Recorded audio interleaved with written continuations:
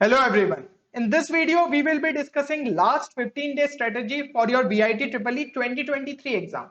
And one more important update कि last date to fill your VIT EEE exam form is 5th April 2023. So Jin students ने भी अभी तक form को नहीं फिलअप किया है, ध्यान से जो है आप भर दीजिएगा अगर आप VIT वेलोर जैसे कैंपस में जो है एडमिशन पाना चाहते हैं। एंड यहाँ पे जो है एक बहुत ही बढ़िया आपके लिए सरप्राइज है कि हम यहाँ पे जो है एक फ्री वीआईटी ट्रिपल ई की स्पेशल सीरीज आपके लिए जो है लॉन्च कर रहे हैं चैनल पे, जिसके अंदर पीवाईक्यूज, एप्टीट्यूड इंग्लिश से रिलेटेड कुछ सेशन एंड शॉर्ट ट्रिक्स जो है आपके लिए कवर होगी। तो अगर आप चाहते हैं कि ये सीरीज जो है आए तो इस वीडियो पे कम से कम हम टारगेट लेके चल रहे हैं 500 लाइक्स का। तो यहाँ पे जो है ये चीजें आपके लिए होगी, या तो फिर जो है आपके जेई मींस जैसे जैसे खत्म होंगे उसके बाद हम इस सीरीज को जो है आपके लिए लाएंगे। बाकी अगर आप इंटरेस्टेड है एक ऐसे कोर्स में जिसमें आपको सारी चीजें मिल जाए जो कि आपको जेई मेंस में आप नहीं कर पाते हो, क्योंकि वीआईटी ट्रिपल ई में कुछ चीजें अलग रहती है और जनरली स्टूडेंट्स उसको इग्नोर करते हैं।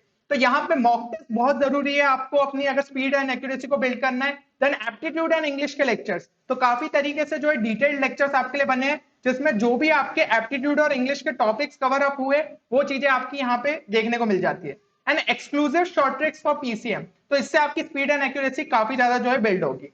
किस तरीके से कोर्स में एनरोल करना है ये प्रोसीजर यहाँ पे दिया हुआ है। बाकी कोर्स से रिलेटेड कोई भी क्वेरी रहती है तो आप हमारी टीम को गिवन नंबर पे जो है कांटेक्ट कर सकते हो। अब यहाँ पे जो 15 डेज की मैं स्ट्रेटेजी की बात कर रहा हूं उसमें आपको 4 टारगेट टोटल सेट करने पड़ेंगे। टारगेट 1 क्या बोलता है कि टारगेट 1 ये बोलता है you should brush up all the concepts. जो भी आपके पीसीएम से रिलेटेड कॉन्सेप्ट्स है उनको एक बार जो है आपको ब्रश अप करना पड़ेगा, क्योंकि क्लास 12 के स्टूडेंट्स ने अभी रिसेंटली जो है बोर्ड की एग्जाम्स दी थी, तो आपको ज्यादातर कॉन्सेप्ट्स यहाँ पे पता होंगे। यहाँ पे मैं उन स्टूडेंट्स को भी इंक्लूड कर रहा हूँ कि जिन्होंने जो है जेई मेंस के लिए ऐसी कोई खास प्रिपरेशन नहीं की, वो सिर्फ बोर्ड्स को लेकर सीरियस थे और उन्हें जो है अभी मुश्किल से 10 एक दिन मिले, तो बस उसी में जो है थोड़ा बहुत मेंस का वो देख रहे थे। तो अगर आप ऐसे केस है तो भी आप वीआईटी ट्रिपल ई में जो है एक अच्छा स्कोर ला सकते हो, क्योंकि यहाँ पे जो आपका पोर्शन रहता है ना वो जेई मेंस के कंपैरिजन में इजी रहता है। तो यहाँ पे अगर आपने जो है अपने बोर्ड को ही सिलेबस को अच्छे तरीके से कर लिया तो आपको फायदा देखने मिलेगा। ड्रॉपर्स की अगर मैं बात करूं तो आपने तो जेई मेंस के लिए अब जो है काफी अच्छे से तैयारी की होगी, क्योंकि आपको जो है अच्छा खासा गैप मिला। तो वीआईटी ट्रिपल ई का जो पोर्शन है वो आपके लिए काइंड ऑफ केक वॉक हो जाएगा। बस सारी चीजों को अच्छे से आप रिवाइज कर सकते हो, बाकी जो कोर्स है उसमें भी आप एनरोल कर सकते हो ताकि आपको वो चीजें भी जो है देखने को मिल जाए जो कि आप जेई मेंस के लिए तैयारी, मतलब जेई मेंस की वजह से आप वीआईटी ट्रिपल ई के लिए तैयारी नहीं करते हो। एंड यहाँ पे कुछ इंपॉर्टेंट पॉइंट्स भी मैं आपके लिए जो है बता दूं कि आपके जो क्लास 12 का वेटेज रहेगा वो हायर साइड पे रहेगा एज कंपेयर टू 11। ठीक है, ये चीज जो है प्रीवियस पेपर्स में भी देखी जा रही है। तो अप्रोक्सीमेटली आप ये कह सकते हो 70% जो सिलेबस रहेगा वो आपका क्लास 12 का रहेगा एंड 30% जो है 11 का रहेगा। तो ये तो बहुत ही अच्छी चीज है कि जिन भी स्टूडेंट्स का भी बोर्ड्स हुए हैं उन्होंने क्लास 12 ही करके गए थे, तो क्लास 12 एक बार और अच्छे से रिवाइज कर लोगे तो हायर साइड पे तो आप वैसे भी पहुंच जाओगे। लेवल ऑफ डिफिकल्टी की हम जो है ऑलरेडी बात कर चुके हैं। वीआईटी ट्रिपल ई की जो लेवल रहती है वो बिट सेट से कम रहती है एंड जेई मेन से तो काफी ज्यादा कम रहती है। तो यहाँ पे बस स्पीड का पूरा गेम है। अब स्पीड को किस तरीके से इंप्रूव करें वो जो है हम आपके लिए आगे देखते हैं। एंड यहाँ पे हाई वेटेज चैप्टर्स का भी जो एक वीडियो है हम ऑलरेडी आपके लिए पब्लिश कर चुके हैं। तो अगर कुछ स्टूडेंट्स चाहते हैं कि लास्ट टाइम पे वो ज्यादा से ज्यादा फोकस जो है हाई वेटेज चैप्टर्स पे करे तो ये वीडियो को भी जो है आप ध्यान से देख सकते हो। एंड कुछ सोर्सेज भी मैं अगर आपको बताऊं कि लास्ट टाइम पे किन सोर्सेज को आपको प्रेफर करना चाहिए, तो केमिस्ट्री के लिए एनसीईआरटी जो है आपकी काफी ज्यादा सफिशिएंट है, प्लस एग्जाम्पलर के क्वेश्चंस लगा लो ऑब्जेक्टिव वाले। एनसीईआरटी फिजिक्स और उसके एग्जाम्पलर के क्वेश्चन लगा लो और एचसीवी के जो लेवल 1 के ऑब्जेक्टिव क्वेश्चन है वो कर लो एंड वर्कड आउट एग्जांपल्स एक बार देख लो। तो ये चीजें जो है आपके फिजिक्स और केमिस्ट्री में आपको काफी हेल्प करेगी। सिलेबस कुछ आपका जो है हटा दिया गया है, मतलब हटा दिया गया क्या, वो पहले से ही जो है थोड़ा सा हटा सही रहता है। तो यहाँ पे उस पोर्शन को भी ध्यान रखना, ब्रोशर से जो है आप देख सकते हो। एंड एनसीईआरटी मैथ्स जो है, मतलब मैथ्स के लिए आप एनसीईआरटी को रेफर कर सकते हो, प्लस आरएस अग्रवाल को भी जो है रेफर कर सकते हो, क्योंकि आरडी शर्मा जो है थोड़ी अभी मतलब ज्यादा मोटी हो जाएगी इस टाइम के लिए और उतने क्वेश्चन आप कर भी नहीं पाओगे। तो आरएस अग्रवाल में जो सॉल्व एग्जाम्पल है वो कर लिए, थोड़े बहुत अनसॉल्व भी कर लिए, ताकि आपकी स्पीड आपको पता चलती रहे। तो ये सोर्सेज को जो है आप अच्छे तरीके से रेफर कर सकते हो। अब टारगेट 2 की अगर हम बात करें तो टारगेट 2 बन जाता है कि भाई हमें जो है यहाँ पे हाई स्पीड को अचीव करना है, क्योंकि 125 क्वेश्चंस करना है 130 मिनट्स के अंदर, जो कि कोई बहुत आसान बात नहीं है। तो यहाँ पे जो भी क्वेश्चंस अभी आप सॉल्व कर रहे होंगे एक प्रॉपर टाइमर के साथ सॉल्व करो, ताकि आपको पता रहे कि किस क्वेश्चन में मैं कितना टाइम ले रहा हूँ। अगर कोई टाइप के क्वेश्चन आपको ये समझ में आ रहा है कि इसमें बहुत ज्यादा टाइम लगता है, तो या तो उनको कोई ऑल्टरनेटिव अप्रोच सोचो, या तो फिर ये सोचना कि एग्जाम में उन्हें एकदम लास्ट में अटेम्प्ट करना है। तो इस तरीके से आपका दिमाग ट्रेन होता जाएगा। मॉक टेस्ट को एक दिन के गैप से जो है आप अटेम्प्ट करना शुरू कर दो, ठीक है। Proper full length mock test attempt करोगे तो आपको पता चलेगा कि अभी आपकी स्पीड कितनी है, और हर एक मॉक टेस्ट के साथ आप जो है इंप्रूव कर पाओगे। और जहां भी पॉसिबल रहे आपको स्मार्ट अप्रोच जो है लगाना है क्वेश्चंस में, इससे जो है आप काफी ज्यादा क्वेश्चन सॉल्व कर पाओगे।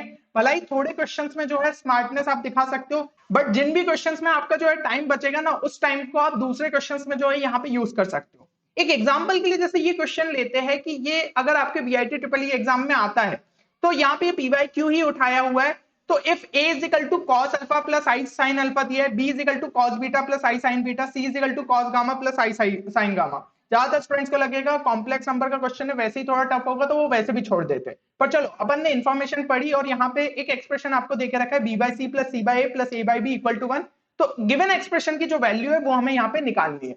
अब यहाँ पे कुछ स्टूडेंट्स जो कि एक अप्रोच मतलब नॉर्मल अप्रोच से जाते हैं, तो वो किस तरीके से यहाँ पे सोचते हैं, देखिए वो जो है आपको थोड़ी सी आदत रहती है कि आप डिटेल में से सॉल्व करो और ज्यादा जो है वो यहाँ पे दिमाग नहीं लगाते।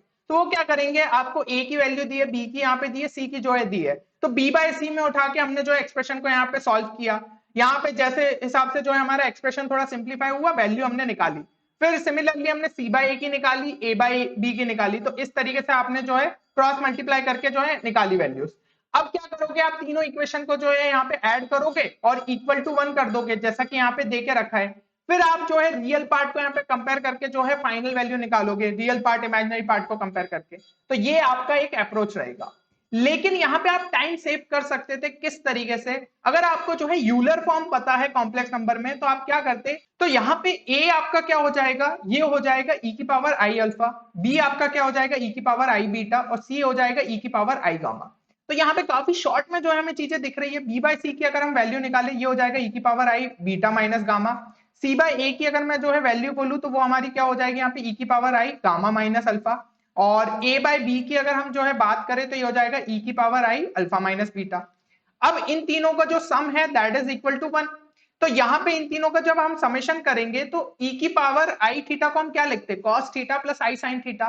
तो जो इसके रियल पार्ट रहेंगे वो तीनों क्या रहेंगे, यही वाला टर्म जो है हमारा एक्सप्रेशन आ जाएगा सिंपली। ये चीज तो मेरे हिसाब से आपको समझ में आ रही है। और ये राइट हैंड साइड पे जो है आपकी 1 वैल्यू देके रखी है, तो यहाँ पे रियल पार्ट जो है आपका 1 ही है, इमेजिनरी पार्ट तो 0 है। तो सिंपली इसको जो है हम डायरेक्टली बोल सकते हैं कि इसकी वैल्यू आपकी क्या हो गई, इक्वल टू 1। तो इस तरीके से हम जो है स्मार्टनेस दिखाते हुए बहुत कम स्टेप्स लिखते हुए आंसर जो है निकाल सकते हैं। नहीं तो यहाँ पे प्रॉपर इतना जो है सॉल्व करने गए ना, तो आपका जो है काफी टाइम यहाँ पे चला जाएगा। तो यही जो है स्मार्ट अप्रोचेस होते हैं, जो कि हमने अपने कोर्स में भी कवर करी है, कि आपको बताया कि कहाँ कहाँ पे आप अपनी जो है स्टेप सेव कर सकते हो। अब यहाँ पे जो स्टेप थी, आपको बस यूलर फॉर्म में लिख के फटाफट जो है ये आंसर को निकालना था। बहुत इजीली जो है अपना यहाँ पे आंसर आ जाता है। तो ये चीजों का जो है ध्यान रखिएगा। अगला टारगेट की अगर हम बात करें, that is aptitude and English. क्योंकि ये पोर्शन आप जेईई मेंस के टाइम पे ध्यान नहीं देते हो, तो कम से कम डेली के जो है 15 से 20 मिनट निकालो इस पोर्शन के लिए, इग्नोर नहीं कर सकते हो। 15 मार्क्स जो है एक अच्छा खासा वेटेज कैरी करता है, और आप जानते हो एक एक मार्क जो है आपकी कैटेगरी भी चेंज कर सकता है, तो इसलिए काफी ज्यादा इंपॉर्टेंट हो जाते हैं। अब यहाँ पे जो है एप्टीट्यूड क्वेश्चंस को प्रैक्टिस करने के लिए आप सिंपली जो है ऑनलाइन उसको सर्च कर सकते हो। तो यहाँ पे ये गिवन टॉपिक्स है, ये आप जो है सर्च कर सकते हो। बाकी अगर आप कोर्स में इनरोल हुए हो, तो आप जो है ऑलरेडी सेशंस देख चुके होंगे, तो ज्यादातर चीजें आपके यहाँ पे क्लियर हो गई होंगी। थोड़े बहुत और क्वेश्चंस आपको प्रैक्टिस करने हैं तो आप कर सकते हो।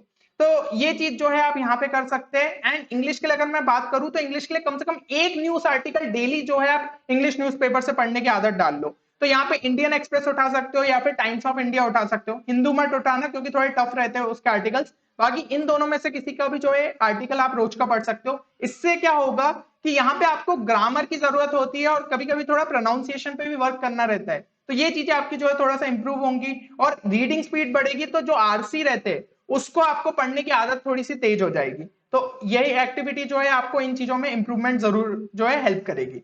टारगेट 4 की अगर हम बात करें, टारगेट 4 इज रिवीजन, जो कि हमारा फाइनल फेस रहेगा।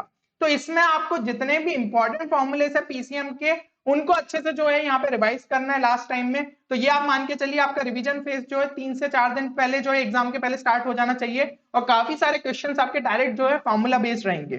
तो इसलिए ये जो है ये एक्टिविटी बहुत ज्यादा जरूरी है।